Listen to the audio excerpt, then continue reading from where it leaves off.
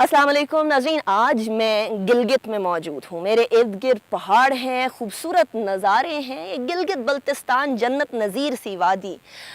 यहाँ जो है इधर से आज गिलगित से हम टेक ऑफ करेंगे और आपको लेकर जाएंगे दयामीर भाषा डैम। आने वाली जंगें बिलखुसूस पाकिस्तान जैसे ममालिक में जो क्लाइमेट चेंज से हेविली अफेक्ट होंगे और 10 उन ममालिक में शामिल होंगे जो कि क्लाइमेट चेंज से सबसे ज़्यादा मुतासर होंगे। इन ममालिक के लिए वाटर सिक्योरिटी बहुत ज़्यादा ज़रूरी है और बिलखुसूस अगर किसी का जारहाना हमसाया हो, एक ऐसा हमसाया जो कि आबी दहशतगर्दी की तरफ भी जाए, तो यकीनन water security becomes N even more important point. तो आइए आपको दयामीर भाषा डैम लेकर चलें और वहाँ तेज़ी से जो काम हो रहा है वो भी दिखाएंगे और उसकी कैपेसिटी क्या है, किन किन कामों में आएगा। यकीनन वाटर रिजर्वोयर के तौर पे तो वो काम करेगा ही करेगा, लेकिन साथ साथ बिजली की पैदाइश में भी इंतहाई अहमियत का हामिल होगा। ज़राअत में इस्तेमाल होगा वो पानी, और वो जो कुछ महीनों के अंदर हमारे यहाँ पानी की किल्लत हो जाती है उसको पुर करने में एक अहम किरदार अदा करेगा। तो चलते हैं DBD and then I will show you what is happening over there.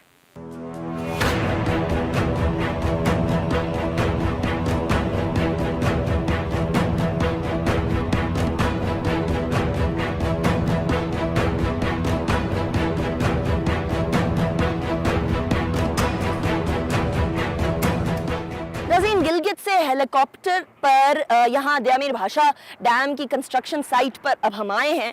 दयामीर भाषा डैम 442 यानी 442 बिलियन रुपीस की लागत से बनेगा।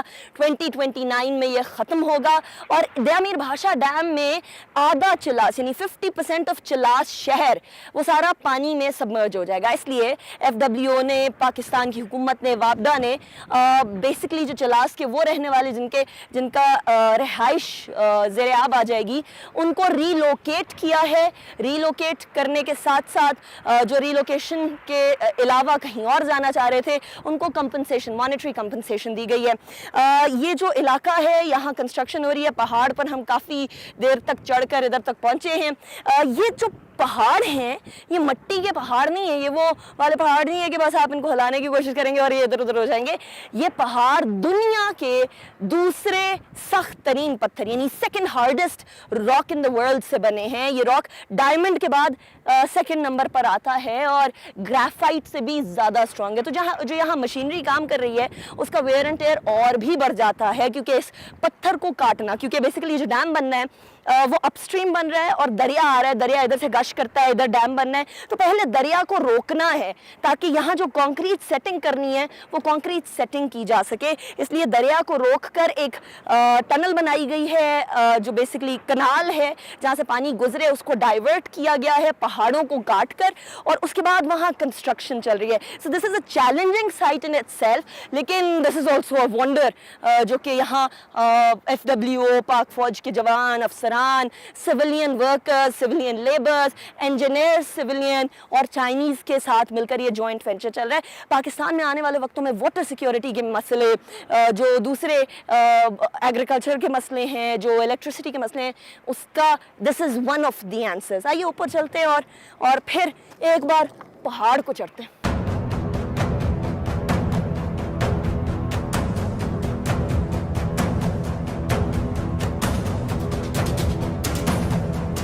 नाज़रीन, ये टनल जो अब आप देख रहे हैं ये इंजीनियरिंग का शाहकार जो सख्त जान चट्टानों को चीर कर पानी की डाइवर्जन के लिए बनाया गया है, ताकि जो पानी उधर है उसको स्टॉप करके डाइवर्ट करके वहाँ कंस्ट्रक्शन की जाए डैम की।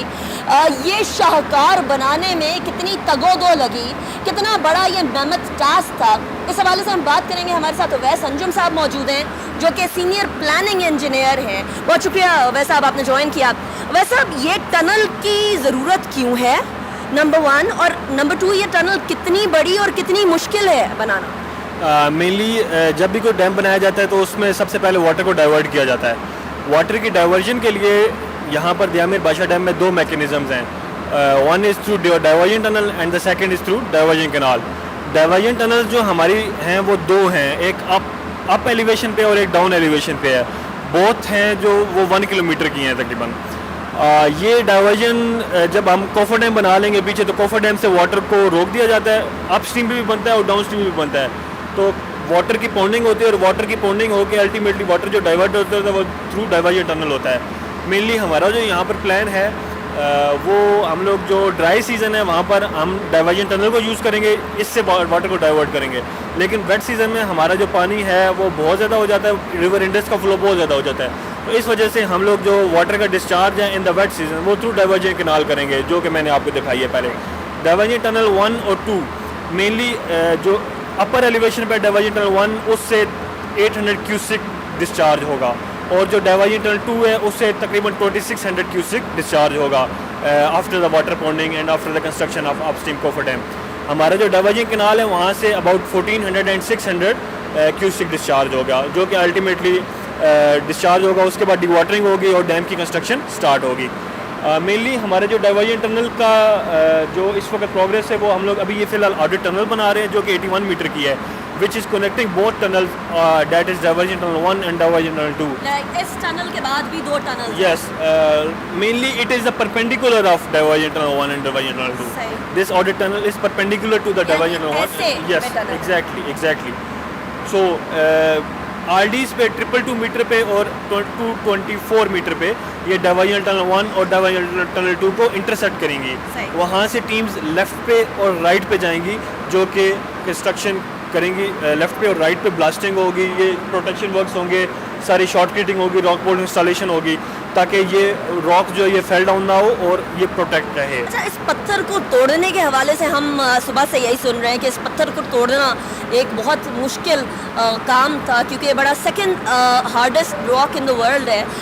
तो इसमें मशीनरी का वियर एंड टेयर और ज़्यादा जान कितनी लगती है जो यहाँ लेबर है उसकी? एग्जैक्टली आप सही कह रही हैं, इसकी वियर एंड टियर बहुत ज़्यादा होती है। मेनली 2 किस्म के मैकेनिज्म्स होते हैं। एक एक्सेस में जहाँ पर हमें एक्सेस होती है वहाँ पर हम क्रॉलर ड्रिल मशीन लगाते हैं ड्रिलिंग के लिए, और जहाँ पर एक्सेस नहीं होती सिर्फ मैन पावर जा सकती है वहाँ पर हम रॉक ड्रिलर के ज़रिए या कंप्रेसर्स लगा के उसकी ड्रिलिंग करते हैं। मेनली जो मैकेनिज्म होता है ब्लास्टिंग का वो ये होता है भी ड्रिल करके उसके अंदर हम लोग ब्लास्टिंग मटीरियल को इंस्टॉल करते हैं और फिर कंट्रोल ब्लास्टिंग के ज़रिए उसको ब्लास्ट करते हैं। सबसे बड़ा जो इस तरह के सेक्शंस बनाने में चैलेंज आता है वो कंट्रोल ब्लास्टिंग होती है ताकि उसका जो इफेक्ट है वो कम से कम आए डैम के मुख्तलिफ एरियाज़ के अंदर, तो वो हम लोग प्री स्प्लिट ब्लास्टिंग कर रहे हैं। उसके अलावा उसके अंदर उसके बाद मकिंग होती है मटीरियल की, मकिंग के लिए सारा निकाला जाता है मटीरियल इधर से, मकिंग निकाला जाता है सारा के सारा थ्रू डंपर्स। अब ये वाला जो डायमीटर है ये ज़्यादा है तो इसमें तो बड़े डंपर्स आ जाते हैं, लेकिन कई डायमीटर बहुत कम होते हैं, वहाँ पर स्पेशल किस्म के मिनी डंपर्स यूज़ किए जाते हैं मकिंग के लिए। वियर एंड टियर की जहाँ तक बात है तो वियर एंड टियर हमारी बहुत ज़्यादा बढ़ गई है। लाइक और प्रोजेक्ट्स पे अगर हमारी 50% आ रही है तो यहाँ पर हमारी 60% आ रही है, 70% आ रही है, बहुत ज़्यादा वियर, क्योंकि because due to hard rock, ये रॉक बहुत हार्ड है। तो इस अच्छा, ये जो टनल है और आगे जो परपेंडिकुलर है, क्या ये पूरे पहाड़ को चीरता हुआ जाता है? जी जी, आप यहाँ से देख सकते हैं, यहाँ से पहाड़ स्टार्ट हो जाता है आपका। तो ये डाइवर्जन टनल जो है आपकी वो ऑडिट टनल 81 मीटर की और उसके अलावा डाइवर्जन टनल 1 किलोमीटर की, ये दोनों पहाड़ को चीरते हुए जाएंगे, ब्लास्टिंग करेंगे, मकिंग करेंगे और प्रोटेक्शन वर्क्स करेंगे। और अभी तो ये प्रिपरेटरी वर्क है, अभी डैम बनना शुरू नहीं हुआ, तो हम ये कह सकते हैं इब्तिदाई इश्क है, रोता है क्या, आगे आगे देखिए होता है क्या? बिल्कुल ऐसे ही, आप बिल्कुल सही कह रहे हैं, ये सिर्फ डाइवर्जन वर्क्स हैं। असल काम क्या होता है वो जब पानी डाइवर्ट हो जाता है, हम लोग कोफर डैम अपस्ट्रीम पे और डाउनस्ट्रीम पे कोफर डैम बना के जब पानी को डाइवर्ट कर लेंगे, मेन डैम तो तब स्टार्ट होगा डिवाटरिंग के बाद। वहाँ से जो मेन डैम की वॉल होगी वो 2023 में हम लोग स्टार्ट करेंगे। यस, जो डैम फाउंडेशन एक्सकवेशन है वो हमारी मार्च 23 में स्टार्ट होनी है, ठीक है, और उसी के पैरेलल में नवंबर 22 में हमारे कोफर डैम्स बनना स्टार्ट होंगे। और उससे पहले के चैलेंजेस क्या होंगे, डैम की प्रिपरेशन तक के चैलेंजेस जिससे आपने 2023 में स्टार्ट से पहले नंबर आजमा होना है? जी जी, उसमें हमारे चैलेंजेस यही है, कोऑर्डिनेशन का है बीच में, क्योंकि सीक्वेंस ऑफ जो एक्टिविटीज़ होती हैं वो बहुत कॉम्प्लिकेटेड होती हैं। जैसे हम लोगों ने लेफ्ट बैंक अबटमेंट से नीचे आते हुए डैम की फाउंडेशन की एक्सकवेशन करनी है, राइट बैंक के अबटमेंट से आते हुए डाइवर्जन कैनाल के मुख्तलिफ ब्लॉक्स हैं 22 और 24, उनकी एक्सकवेशन करते हुए नीचे वाटर तक आना है, वाटर को डाइवर्ट करना है। सबसे बड़ा जो इशू है वो ये भाई जो चैलेंजेस हैं हमारे पास वाटर के बेड के नीचे, जब डिवाटरिंग हो जाएगी तो वाटर के बेड के नीचे हमें क्या मिलता है, ठीक है, उसमें हम लोगों को एक्सकवेट करना है। जियोलॉजिकल सर्वेज होते हैं उस हवाले से? जी जी बिल्कुल, जियो टेक्निकल इन्वेस्टिगेशंस होती हैं, जियोलॉजिकल सर्वे और चीज़ होती है, जियो टेक्निकल इन्वेस्टिगेशंस होती हैं जिससे आपको वाटर के अंदर स्टेटा का पता चलता है भी हार्ड रॉक कितने में है। तो यहाँ क्या सिचुएशन है इसके बेड की? इस वक्त यहाँ पर मेनली हम लोग ने ऊपर जो है अभी तक की साइड इन्वेस्टिगेशन हुई है उसमें तकरीबन ऊपर 20 to 30 metre alluvial material common soil है।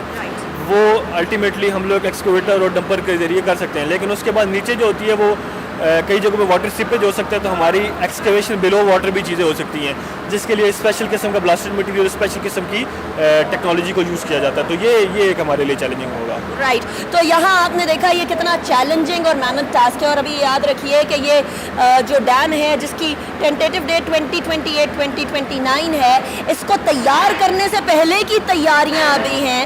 और ये हमारे जो फौजी जवान तो हैं, ये हमारे कॉन्ट्रैक्टर्स लगे हुए हैं। यहाँ आपको चाइनीज़ भी नज़र आ रहे होंगे, वो पीछे लाल टोपी में, वो भी इस तमाम प्रोसेस का हिस्सा हैं और बड़ा कलीदी किरदार अदा कर रहे हैं। तमाम एक एक फ़र्द इधर कलीदी किरदार अदा कर रहे हैं, क्योंकि ये वो वाली जगह नहीं है कि एक लेबर चला गया तो दूसरा हायर कर लिया। यहाँ हर लेबर इस काम का एक्सपर्ट हो चुका होता है, क्योंकि यहाँ पूरे दीवार को पहाड़ को चीरना होता है और फिर दीवार बनानी होती है। और दीवार बनाने के लिए फिर यहाँ कंक्रीट स्प्रे होता है। आपको यहाँ नज़र आ रहा होगा, ये अगर मैं इसकी दीवार भी दिखाऊं तो ये पहाड़ तो चीरा जा चुका है, लेकिन ये जो है ये कंक्रीट स्प्रे किया हुआ है इन्होंने, ये कंक्रीट लगाई हुई है सारी, और उसके ऊपर फिर वायरिंग चल रही है ताकि इस वायरिंग के ज़रिए अंदर तक बिजली भी प्रोवाइड की जा सके।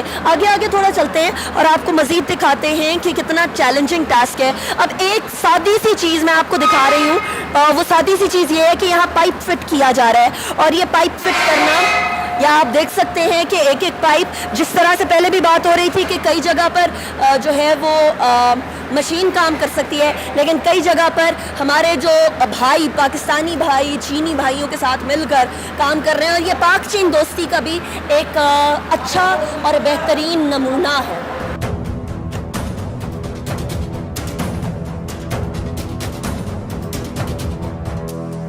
नाज़रीन, 1959 में पाकिस्तान कोर ऑफ आर्मी ने एक सिविल इंजीनियरिंग मावल बनाया, जहां गिलगित से ऑनवर्ड्स सड़क बनाई गई। बेसिकली इसको IVR कहा जाता है, इंडस वैली रोड।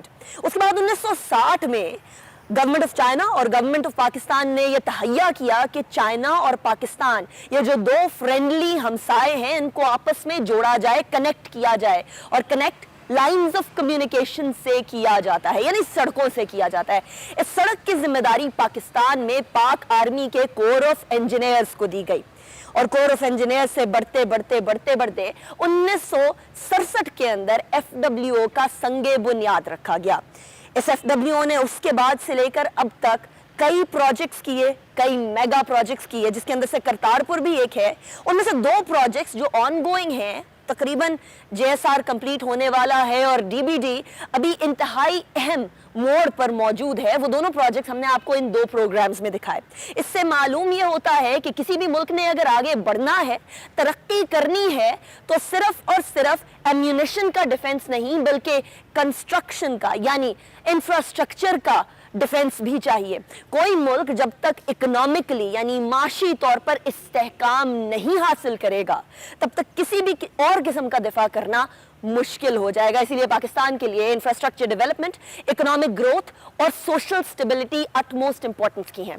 FWO के ये 2 इंपॉर्टेंट मेगा प्रोजेक्ट्स हमने आपके सामने रखे। पाक फौज जहां बहुत सारे और कामों में, सैलाबों में, जलजलों में, जहां कहत साली के अंदर पाकिस्तानियों के काम आती है, वहीं ये जान लीजिए कि हमारे एक शहर को दूसरे शहर से, या एक इलाके को दूसरे इलाके से, या डैम बनाने में, या एयरपोर्ट्स बनाने में भी एक अहम किरदार है। और इस किरदार की एक प्राइस है। यह कीमत इन तमाम शोहदा की सूरत में FWO ने पेश की।